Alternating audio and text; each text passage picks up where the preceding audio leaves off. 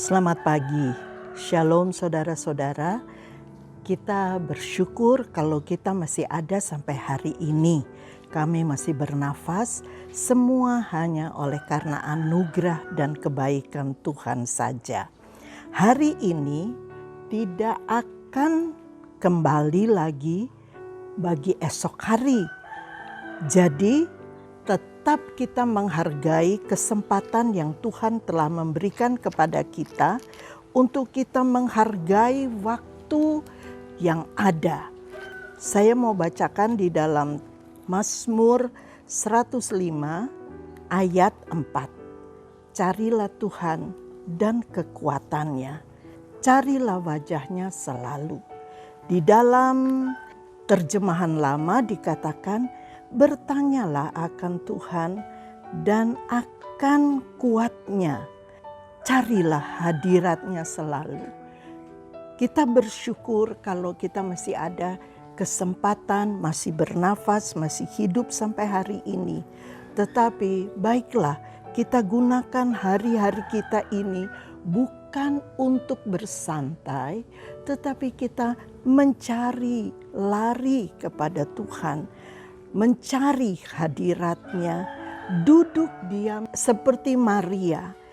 Marta mengkhawatirkan akan segala perkara yang ada di sekelilingnya.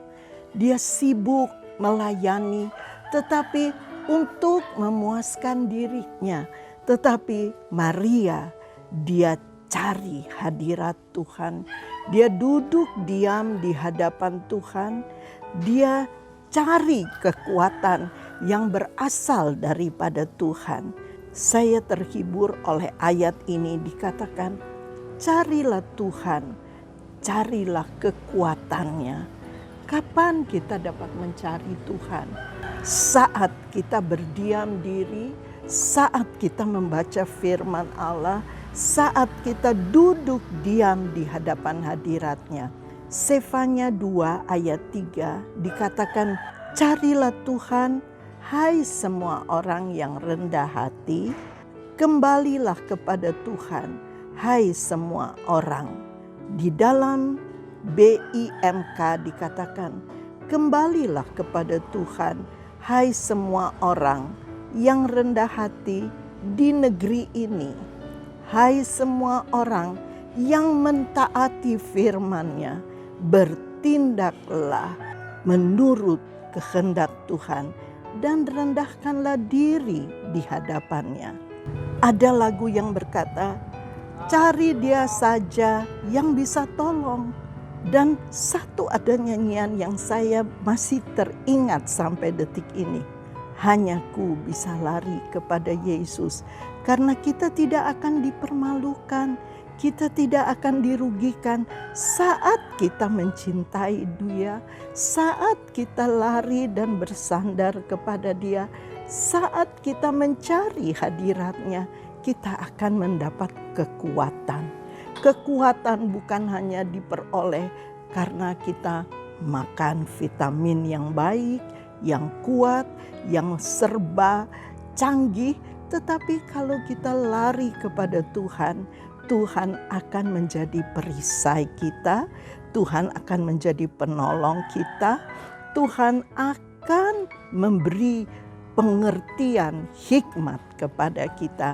Mazmur 91 ayat 14 dikatakan, sungguh hatinya melekat kepadaku, maka aku akan meluputkannya, aku akan membentenginya, sebab Ia mengenal namaku. Tuhan tidak pernah ingkar janji. Apapun yang terjadi, yang tertulis dalam firman Tuhan, itu akan berlaku bagi orang yang bersandar, yang berharap kepadanya. Di dalam terjemahan King James Version dikatakan, mereka, orang tersebut yang meletakkan dan mengasihi Yesus di dalam hatinya. Yang kedua, Tuhan akan melepaskan mereka yang mengasihi Tuhan. dan bukan hanya melepaskan dari kesesakan. Tuhan akan mendengar doa mereka dan Tuhan akan memuliakan dia sebab orang itu mengenal Tuhan. Sebab itu hari-hari ini di dalam saat kesesakan banyak orang mengeluh, banyak orang hidup dalam ketakutan, hidup dalam kekhawatiran. Tetapi firman Tuhan berkata, janganlah takut, janganlah bimbang, janganlah ragu, tetaplah percaya kepada Tuhan Yesus yang akan menguatkan dan menolong dirimu selalu. Firman-Nya dan janjinya sekali-kali tidak dibiarkan lalu begitu saja. Tetapi kalau kita bersandar, berharap kepada Tuhan, firman-Nya itu pasti bagi kita.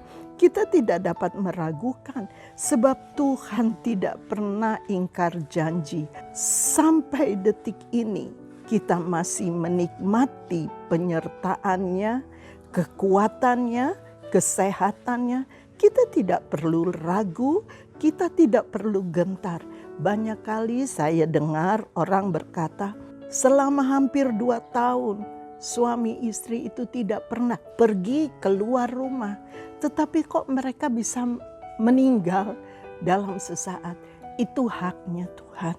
Tetapi bagi orang percaya, janganlah kita dihantui oleh ketakutan. Janganlah kita dihantui oleh kekhawatiran.